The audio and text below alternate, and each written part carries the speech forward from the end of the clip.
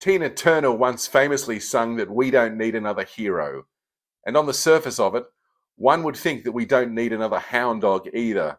But in this case, we'd be wrong because we need all the Hound Dog Taylor that we can get our hands on.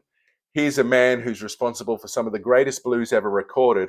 Oh, and yes, without him, the Alligator Blues label would never have been founded in the first place. So what makes him so special and what makes this album so amazing? Let's find out.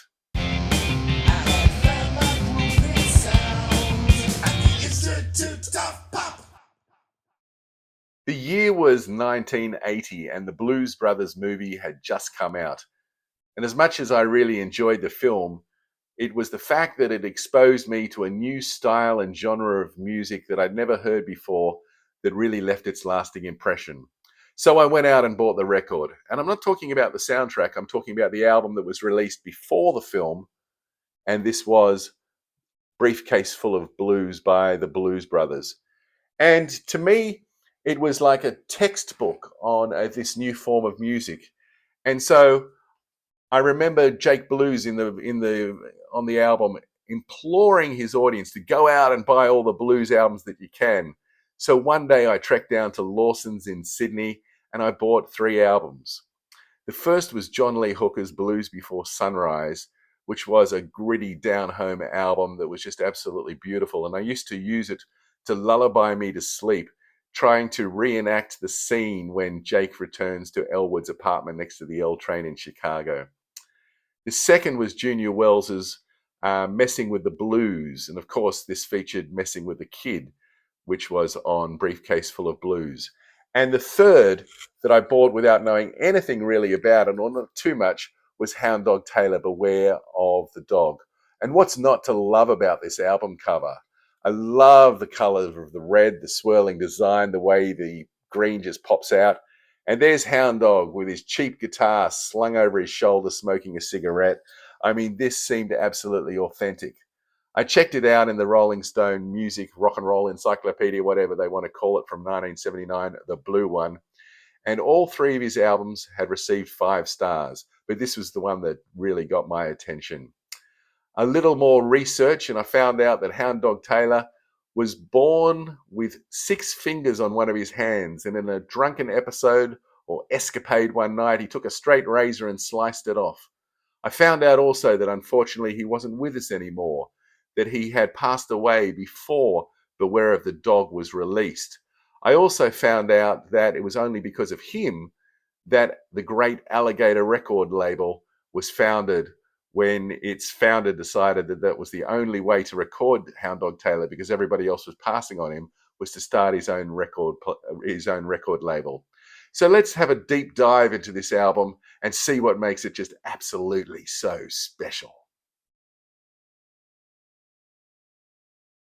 The album was mainly recorded at the Smiling Dog Saloon in Cleveland, and right from the beginning, Hound Dog's breathing into the mic, "I'm with you, baby, I'm with you," before going into this stomping, celebratory, joyous version of Give Me Back My Wig from the first album.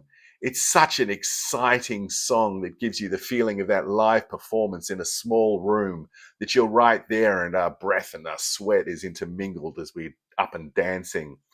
The song's lyrics about "Give me back my wig" seem to me to suggest that he's bought a wig for his girl, but it was twice as much as she said it would be, so she can give the wig back and go bald rather than him paying all this money. I don't know if that makes sense, but it sure does make sense when Hound Dog sings it. And that bottleneck slide guitar, it's like a fork going into a microwave dinner, just like when it cuts through the mix like you wouldn't believe. Wonderful start to the recording.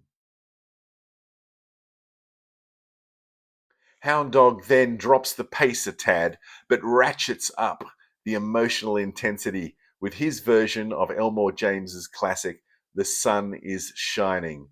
This is a slow blues which hits the gut. The feeling for the listener is visceral, and the guitar is scary.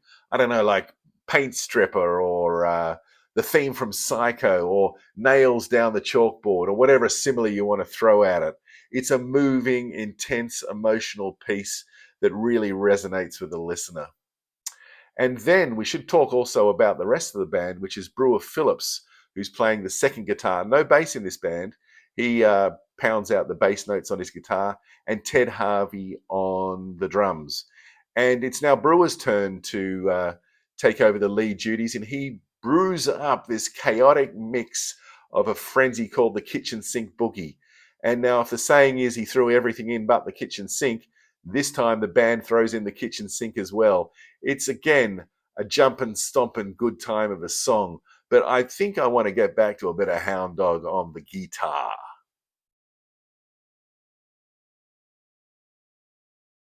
The last two songs on side A are a couple of blues standards, a couple of classics, beginning with Elmore James's Dust My Broom, with its opening ubiquitous riff that is to the blues what Spirits Taurus or Led Zeppelin's Stairway to Heaven is to rock and roll. I mean, do I ever really need to hear this riff again? Well, I suppose if Hound Dog's playing it, yeah.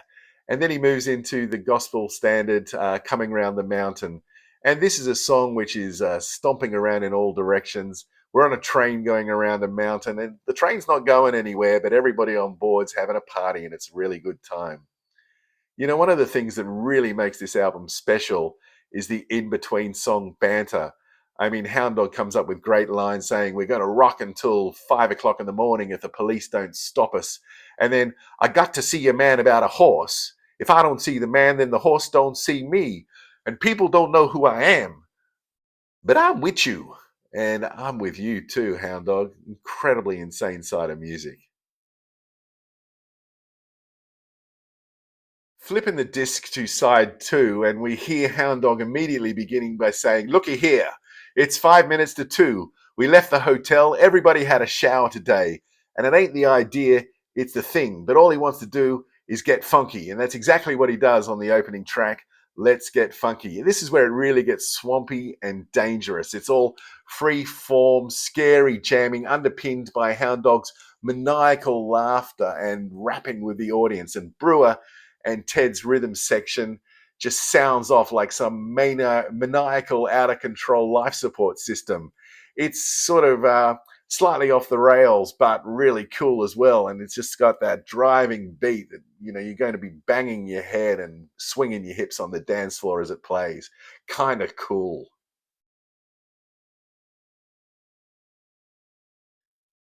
Things come back down to earth a little bit on the next track because it's a song which we all probably know and appreciate, and it's Rock Me, as in Rock Me Baby by Jimi Hendrix, etc., etc. So why do we need to hear this song again? Because it's Hound Dog playing it, it's Hound Dog singing it, and that slide guitar sounds absolutely insane again.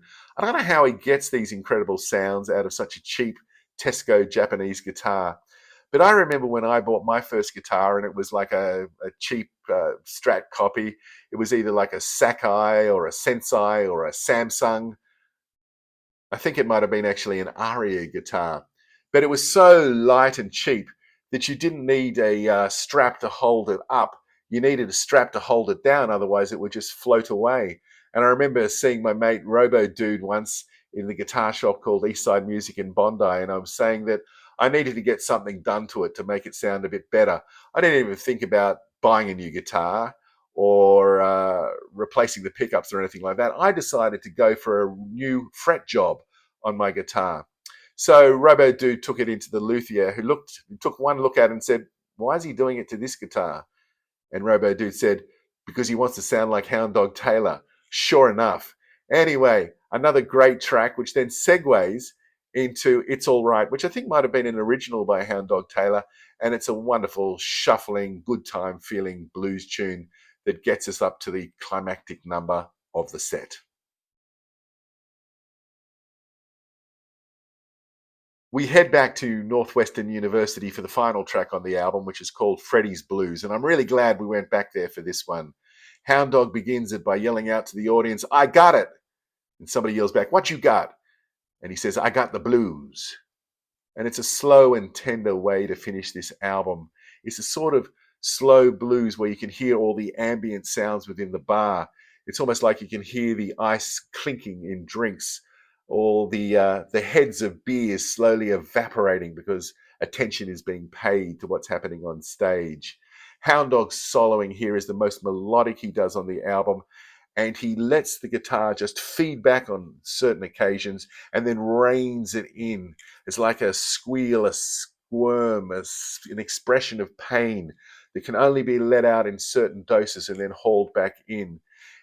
It's the deft touch of a master, and it's so poignant because by the time the song finishes, you just want to hear him pick it up and go into the next stomping classic, but it's all too late. Hound Dog's left the building, and it's 60 years old, way too soon. I want to just check out the lyrics here. He says, sometimes I get mad. She walk up and hold my hand. Well, I'll be burnt up. And she walks up and holds my hand, and she says, do you know, darling, you're my loving man.